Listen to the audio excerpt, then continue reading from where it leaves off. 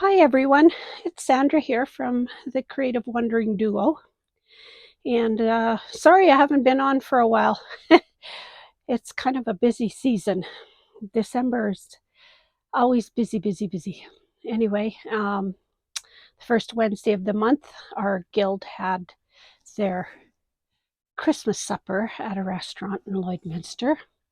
And we all brought rug mugs to exchange. We put them in a brown paper bag and just luncheon sack, and so that nobody knew whose was whose. And we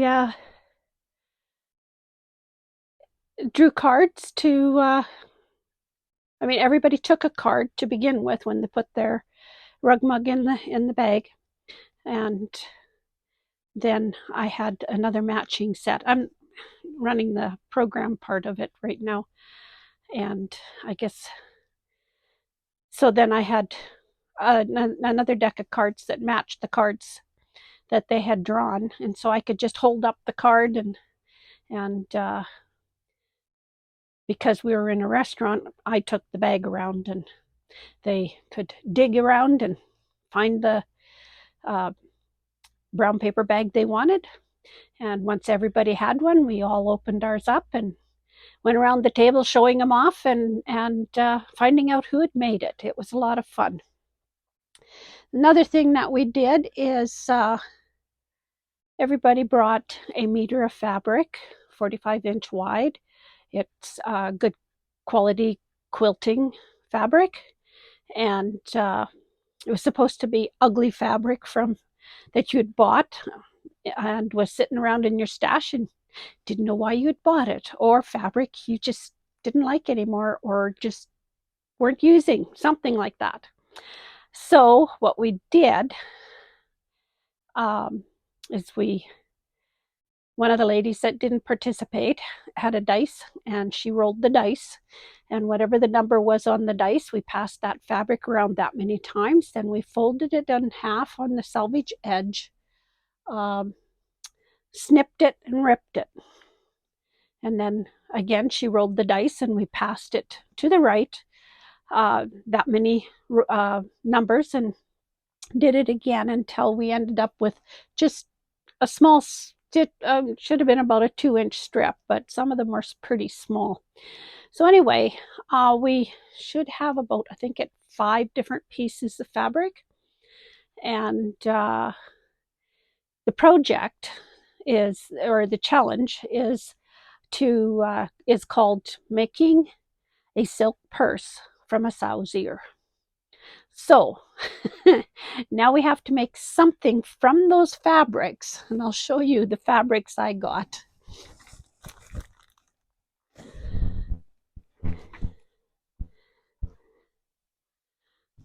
Some of them go together, and we can add some fabric from our stash to make sure that they all go together. So I got this piece, and then I got this piece, and then this piece,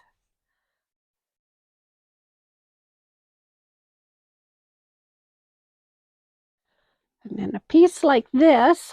And it was funny because 2 ladies had brought this fabric.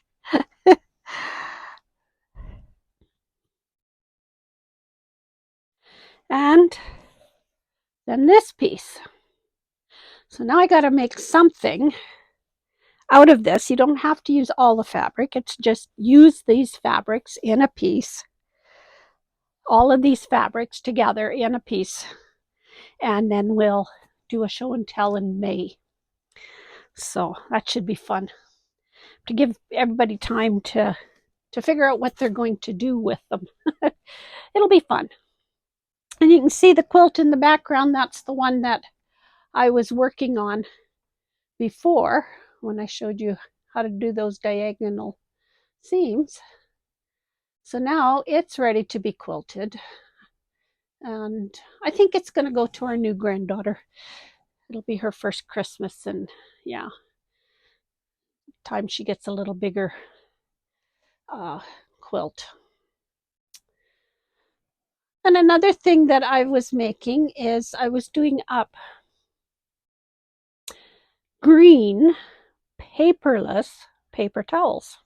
I'm going to try these out and see how they work, because I have a couple of rolls of fiber film like this, microfiber. And so just sewing a cotton fabric on the back, and you can use them in place. They're about the same size as a sheet of paper towel, and use them in place of paper towel. So any spills or drips or whatever you have, just use this to wipe them up and throw them in your washing machine and wash them.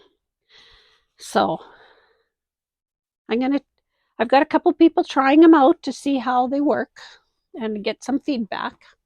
And then I might do some of those up for our vending, our booths at vending shows. And another thing that got finished, well, not quite finished. Dave still has to build a frame for it, but he built the stretcher bars so that I could finally give him his picture that I had made quite a few years ago, and it showed up again when I was looking for something. This is all crewel embroidery. It's made out of wool. The background was pre-printed, but there you can see the stitching. He likes eagles, and so I had made this for him, and it has sat in my stash somewhere, and I come across it again the other day. So I asked him, could you please make stretcher bars? And what I mean by stretcher bars, it's just some wood on the back so that you can stretch the picture into place. And now he has to make a frame to go around it so that it can be hung properly. But it looks a lot better because it's not in my sewing room anymore. So feels good to have some of these things done up and out of here. And then there's a few projects I want to try making, and some of them are little zippered wrist pouches. So I was on Amazon the other day, and I got all of these zippers and multicolored. I think there's 100 zippers in there, so I can make many, many different bags. And it's like when you're at the pool to put your keys in, your room keys, or a little bit of money or something. So you don't have to worry. It's on your arm and you've got it. And of course, again, Amazon elastic, 2-inch elastic, and that goes with the little bags I want to make. So I'll have to show those to you too when I get some of them done. And then of course, there's a quilt I want to make, and I want to use lace on it, cotton lace. And I've been kind of collecting from the dollar store and stuff like that, cotton lace. Well, on Amazon, they had cotton lace, different sizes. So they got some like the 1-inch. And this is about 1/2 inch.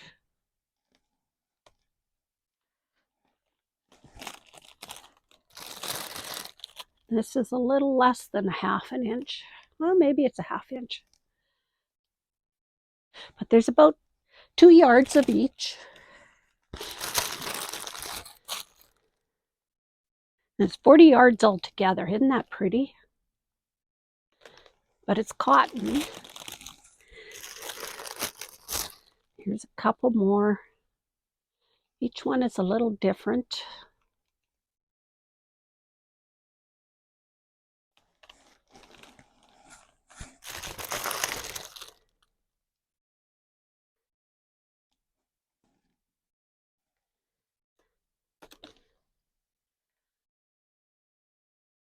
So with the dollar store lace I've been finding, and this, I should have enough lace now to get going on this quilt. Now it's just make sure I got all the fabric. So I'm kind of thinking something on the lines of a drunkard's path, but with this in the curves. Still playing with it, so I don't know for sure.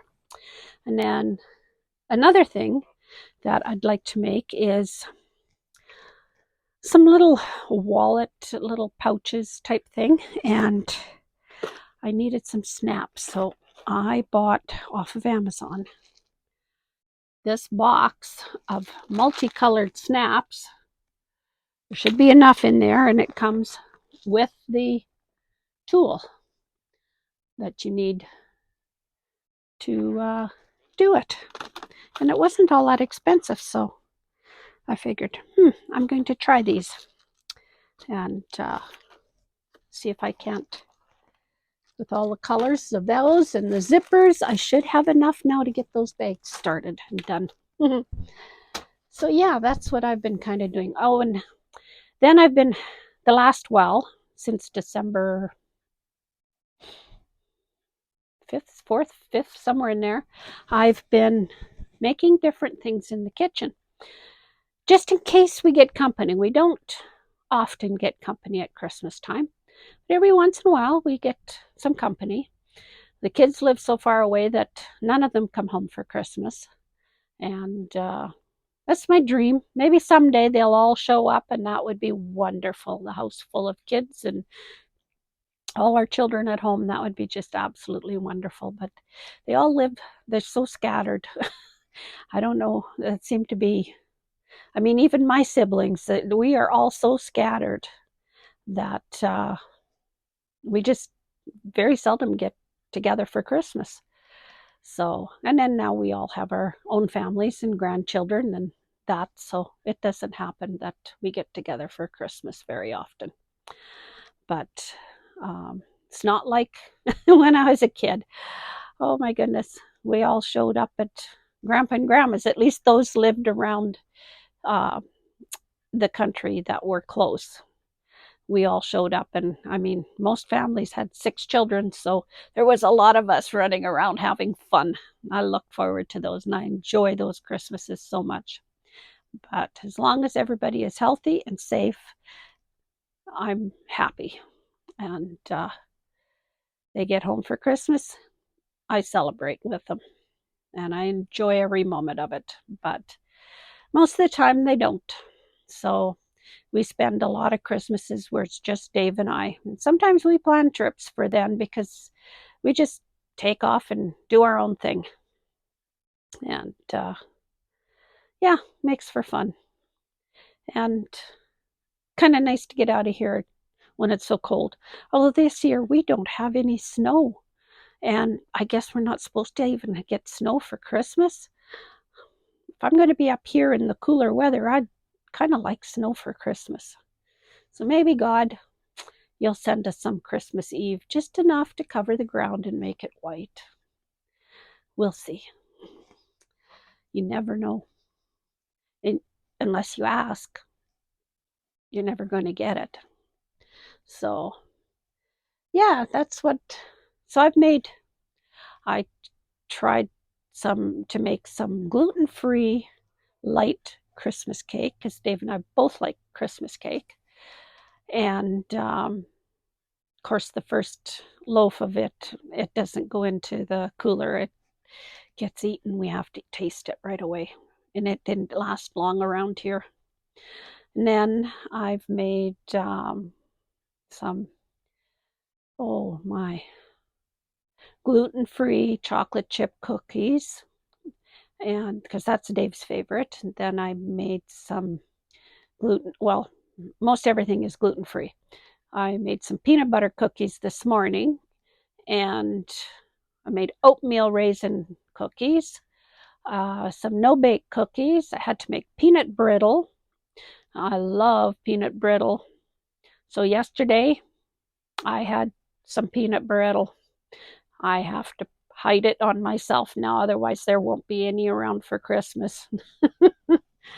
I gave Dave some to take out to the shop, so he has some out there. And yeah. So anyway, so stay tuned. At the end of this video, I'm going to put in some pictures of how we've decorated for Christmas. And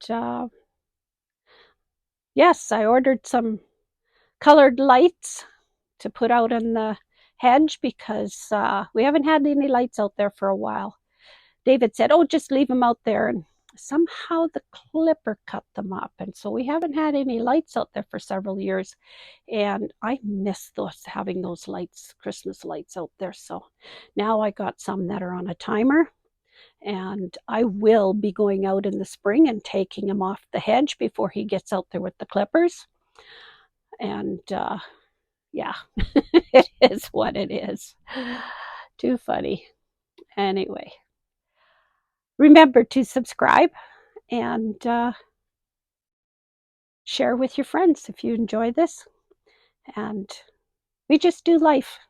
So you never know what video is going to come out, whether it's going to be a quilting one or a wood shop one, or us just tootling around the countryside. We do them all.